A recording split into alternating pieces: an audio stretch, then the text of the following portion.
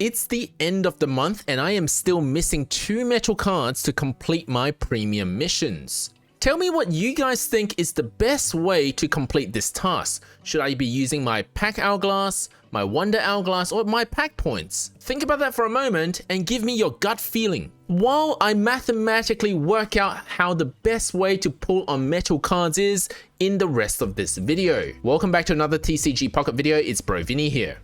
Now, of course, the amount of missing cards will vary from person to person. The type of missing cards will also vary from person to person, but most of the time I find that metal cards are going to be one of the harder ones to complete. So far, we don't see dragon type cards in the premium missions yet. If there were dragon type cards, that'll be even harder. Interesting side note, the premium missions also doesn't have collect normal type cards. So that leaves metal cards being the most difficult to complete out of them all. Now, if I were to use pack points, so that's these things here, for every pack you open, you get 5 points. Assuming that I don't need metal or any of the more expensive options and I'm just buying it to complete the mission, I would be spending 70 pack points to get 2 metal cards, 35 pack points each, which is equivalent to opening 14 packs. Also assuming that if there's nothing that I need from Genetic Apex packs, and that I'm only opening the packs just to encounter metal cards so that I can complete my mission, which option is going to be the cheaper option to get metal cards? Should I be using 14 packs worth of pack points to get it from pack points? Or should I just open 14 packs of Charizard? We're gonna find out in a moment. Now, when I ask this question on Discord, still a lot of people tell me you should use Wonder Pick. Now, this is an old strategy. Yes, there's a 1 in 5 chance of getting Bisharp from this pack, and it barely costing you any hourglass or pack points. But these days, we are hosting so many 2-star and God packs on my Discord. It happens every day. Somebody's using the Wonder Hourglass to get rare cards. It's just not worth it to be spending Wonder Stamina on anything else. So that's out of the question in my situation. Of course, for you, you may consider using Wonder Stamina instead if you're not doing these methods to get God packs and 2-star cards from Wonder Pick, although I highly recommend it, especially before they potentially patch this method. But that's not the topic of today. I'm just saying all that to tell you that I'm not considering Wonder Pick at all because it's just not worth it for me. There are better things to pull with Wonder Pick. And one more thing before we embark on this analysis is that I recommended this in a YouTube short, but when you want to pull only metal cards, you should be pulling on Genetic Apex Charizard because the Charizard pack contains more metal cards than Pikachu or Mewtwo. Pikachu and Mewtwo only have Bisharp and Poniard. Charizard also additionally have Mawile, Meltan, and Melmetal. So we're actually just comparing Charizard pack to using pack points. Of course, if you're not missing metal cards, you're missing some other cards, you're gonna have to do this analysis yourself with whatever you're missing. But if you follow the steps in this video, you can come up with the answer for yourself as well. Alright, so on to the mathematical analysis of this video. We're going to be using a trick in combinatorial maths in order to help us answer this question. First, let's take a look at the offering rates.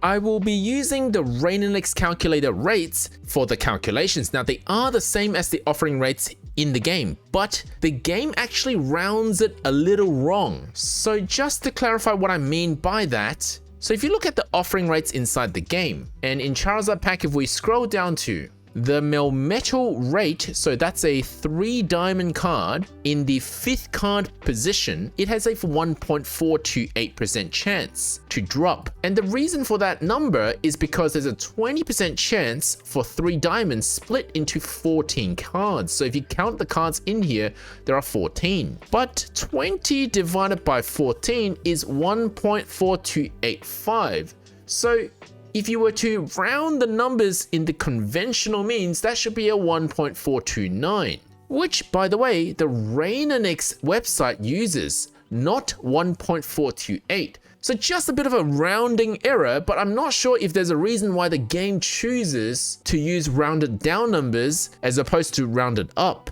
And I'm not sure if it applies in every situation, but just in case you think there's something wrong, there is something wrong and it's a rounding issue. Alright, so back to the offering rates. There are 3 metal cards that each have a 2% chance to spawn, but there are 3 card slots that can spawn them. Card slot number 1, 2, or 3. Now, when you open the packs, they may not appear in that order. It's just how the game first decides on your pulls, but then it may shuffle your cards when it shows you what you pulled. But we're gonna stick with the convention of card 1, 2, 3, 4, 5 in determining the rates. So Marwell has a 2% chance of appearing in card slot number 1, number 2, and number 3. As does Pawniard in card slot 1, 2, and 3. And as does Meltan, card slot 1, 2, and 3. Bishop doesn't appear in card slot 1, 2, or 3 because it's not a 1 diamond card. It appears in card slot 4 and 5 with different rates, 2.5% and 1.7%. Melmetal also has a different rate, card slot 4, 0.35% and card slot 5, 1.429%. What we first want to know is how likely a metal card will appear in each card position, so card slot 1, 2, 3, 4, or 5. What card we get doesn't matter as long as it's metal.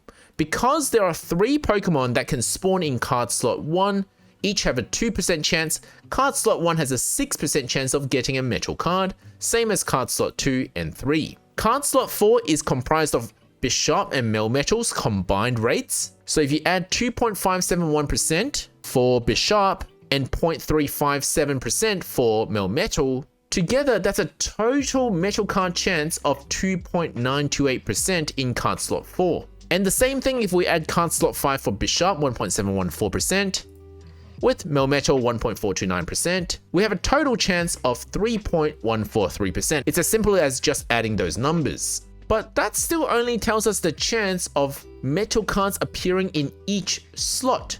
What we now want to know is how likely it is to appear in the whole pack.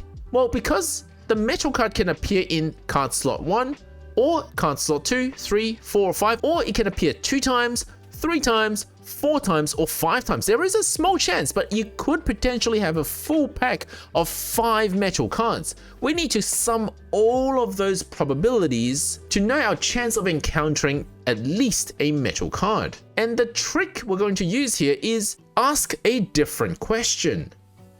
What is the chance of us not encountering any metal card at all? Because that's going to help us answer the question a lot easier. Don't worry, I'm not going to ask you guys to do the maths in your head because I've got it all here anyway. Card 1 to have a metal card, 6% chance. Card 2, 6% chance. Card 3, 6% chance. Card 4, 2.9% chance. And card 5, 3.1% chance. Converted all of that to probability instead of percentages so that we can work with them easier, but it's the same thing as I've said. Then the probability of not getting a metal card is 94%, 94%, 94% for the first 3 card slot, 97% in the 4th card slot, and 96% in the 5th card slot. So the chance of not getting any metal card in all 5 slots is just the product of these 5 numbers, and the product of all those numbers gives us a 78% chance of getting no metal cards in any single pack. So that means 1 minus that number. So that means the remaining probability is that we can get at least 1 metal card in that pack. So any pack you draw from Charizard packs, there is a 22% chance of getting at least 1 metal card. You could get 2, you could get 3, but the sum of all is 22%. And that's 1 in about 4.5 packs. Let's just say 1 in 5 packs of Charizard, we are expecting to get at least 1 metal card. You could get more, but it's at least 1. And that's the most important number, because if I now have to decide whether to use pack points or use Charizard packs, well, I know on average, I expect to get at least 1 metal card if I open packs every 5 packs. Using pack points will cost me 7 packs. So assuming that I don't need anything else in packs, and by opening packs, I would only be replenishing the pack points that I've lost by using pack points, and we said earlier that I need to open 14 packs to get 2 metal cards. Knowing that I can get 1 for every 5 Charizard packs I opened, seems like it's better to be opening packs instead. And that's exactly what I'm going to do now, because I'm still 2 metal cards off, and I guess it's just a proof of concept. Will I get the 2 metal cards I need in the next 10 packs that I open. I have enough hourglass. I'm hoping I don't need to spend them all. And here is pack number 1. So I'm using my main account as a test subject, hopefully completing my premium mission. I would not be surprised if I get more than one in the first 5 packs though, because the calculation is for at least 1 metal card. So no metal, no metal, no metal, no metal there. So that's 1 pack down. I actually don't need a lot of cards from Genetic Apex Charizard. I've got 3 of the Immersive Art already. I'd rather focus my packs on Mewtwo instead. I'm just doing this as a proof of concept. Pack number 2. And we've got Flareon, so still no metal cards. Pack number 3. And we've got Fearow, Slowpoke, Pinsir, Heatmore, Sandslash. It's not looking good for me. I'm still 2 cards short, but we are still below odds. So pack number 4.